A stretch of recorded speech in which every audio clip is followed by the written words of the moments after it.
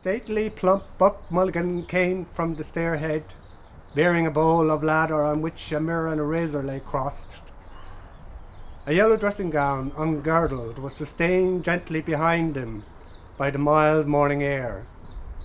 He held the bowl aloft and intoned, "In tribio ad alder Dei."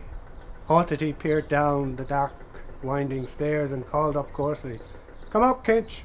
Come up, you fearful Jesuit!" "Is it Paddy?" said Joe. "Yes," said Alf. "Why?" "Don't you know he's dead?" said Joe. "Paddy Dignam dead?" said Alf.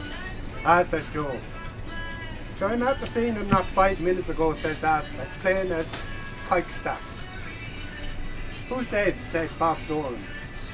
"You saw his ghost then," says Joe. "Got between us and harm." "What?" says Alf. "Good Christ, only 5. What?" "And Willie Murray with him. The two of them there. What you call 'ems?" "What? Dingham dead?" "What about Dingham?" says Bob Doran. "Who's talking about?" "Dead," says Alf. "He's no more dead than you are." "Maybe so," says Joe. "They took the liberty of burying him this morning anyway." "Paddy," says Alf. "Ah," says Joe. "He paid the debt of nature. God be merciful to him." "Good Christ," says Alf. So we turned into Barney Kiernan's, and there sure enough was the citizen up in the corner having a great conflict with himself, and that bloody mangy mongrel Gary Owen, and he waiting for what the sky would drop in the way of drink. "There he is," says I, "in his glory hole, with his Krushkin lawn and his load of papers working for the cause. The bloody mongrel let a grouse out of him. Will give you the creeps. Be a corporal work of mercy if someone would take the life of that bloody dog. I'm told for a fact he ate a good part of the breeches of a constabulary man in Santry that came round one time with a blue paper about a licence. Stand and deliver," says he. "That's all right, citizen," says Joe. "Friends here. Pass. Friends," says he. "The Artane orphans. You hig, you hog, you dirty dog. You think the ladies love you. The prison gate girls. If you see Kay, tell him he may. See you in tea, tell him from me. Hornblower, an ephod and hunting cap announces. And he shall carry the sins of the people of Israel, the spirit which is the wilderness, and to Lilith the night hag. And they shall stone him and defile him, yea, all from Agenta, Natam, and Mizraim, the land of Ham. All the people cast soft pantomime stones at Bloom. Many bona fide travellers and ownerless dogs came near him and defiled him. Mastigan, Skye, and Citron approached in gabardines wearing long earlocks. They wagged their beards at Bloom. Those girls, those lovely seaside girls, all dimples, smiles, and curls, your head it simply whirls. They look all right, complexions pink and white, their diamond rings and dainty feet, golden hair from Regent Street, lace and grace and lots of face, those pretty little seaside girls. By Graham Lennon's Pineapple Rock. By Elvery's Elfin Jingle Jogged. Steak, kidney and liver, mashed at meat fit for princes and princesses. Bloom and Goulding. Princesses at meat they raised and drank power and cider. Most beautiful tenorier ever written, Richie said. Salmanambla. He heard Joe Mass sing that one night, and that McGuckin, yes, in his way, choir bar style. Mass was the boy, Mass boy, a lyrical tenor if you like. Never forget it, never. Tenderly bloom over liverless bacon saw the titan features strain. Backache he, bright, bright eye. Next item on the programme. Paying the piper. Pills, pounded bread, worth a guinea a box.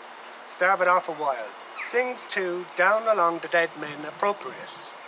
Characteristic of him, power, particularly about his drink. Flaw in the glass, fresh Vartry water, fecking matches from counters to save.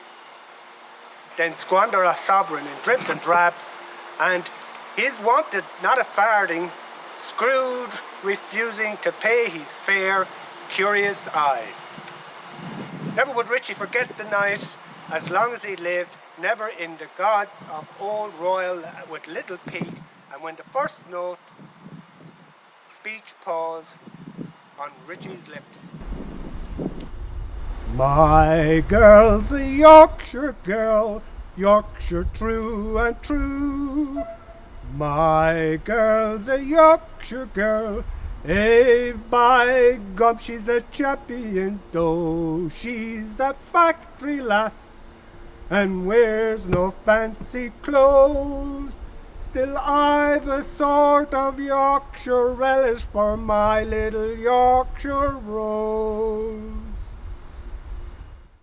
A penny for your thoughts. What replied Gertie with a smile reinforced by the whitest of teeth? I was only wondering, was it late? Because she wished to goodness they'd take the snotty-nosed twins and their baby home to the mischief out of that, so that was why she just gave a gentle hint about its being late. And when Sissy came up, Eddie asked her the time, and Miss Sissy, as glib as you like, said it was 1/2 kissing time, time to kiss again. But Eddie wanted to know because they were told to be early. Wait, said Sissy, I asked my Uncle Peter over. There's what's the time by his conundrum. So over she went, and when he saw her coming, she could see him take his hand out of his pocket, getting nervous, and begin to play with his watch chain, looking at the church.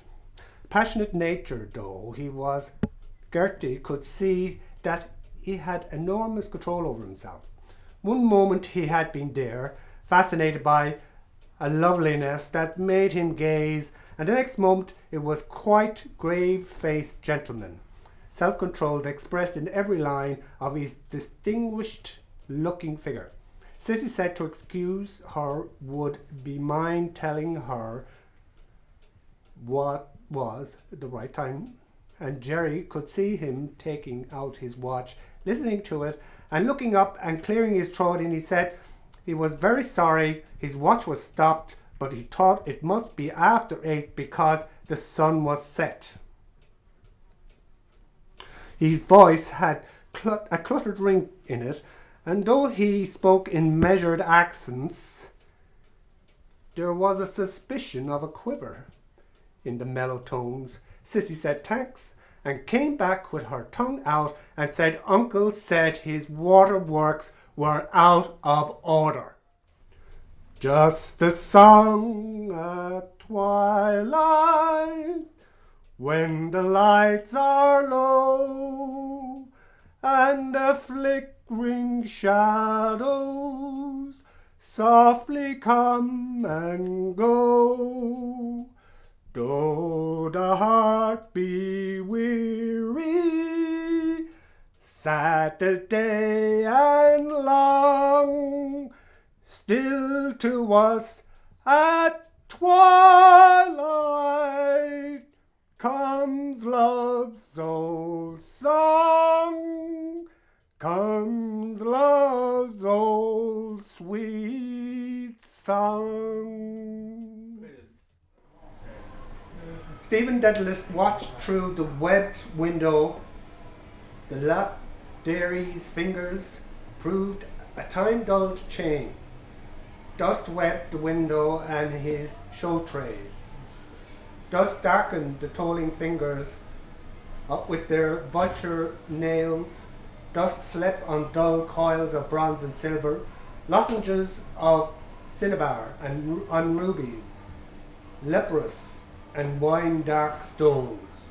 Born all in the dark, wormy earth, cold specks of fire, evil lights shining in the darkness, where fallen archangels flung the stars of their brows, muddy swineouts, hands root and root, gripe and breast them.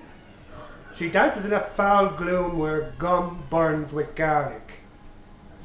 A sailor man, rust-bearded, sips from a beaker rum and eyes her, a long and sea-fed, silent rut. She dances capers, wagging her slow haunches and her hips, on her gross belly flapping a ruby egg. Old Russell, with a smeared chamois rag burnished again his gem, turned it and held it at the point of his Moses beard, grandfather age gloating on a stolen beard hoard.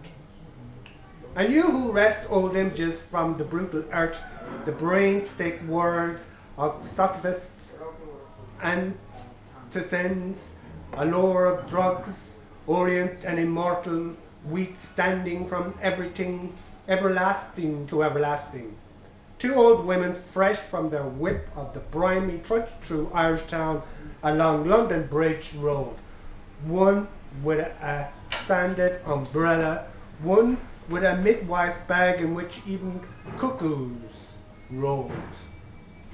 The whir and flapping leather bands of hum of dynamos from the powerhouse are Stephen to beyond, beanless being stop, throb always without you, and throb always within. Your heart you sing of, I between them, where between two roaring worlds, where they swirl, I shatter them, one and both. But stun myself too in the blow, shatter me, you who can. Bald and butcher were the words I say, not yet a while, and look around. Yes, quite true, very large and wonderful keeps famous time. You say right, sir, a Monday morning, 'twas so indeed. Love's Old Sweet Song, music by J.L. Malloy, words by G. Clifton Bingham. Just a song at twilight, when the lights are low, and the flickering shadows softly come and go. Though the heart be weary, sad the day and long, still to us at twilight comes love's old song, comes love's old sweet song.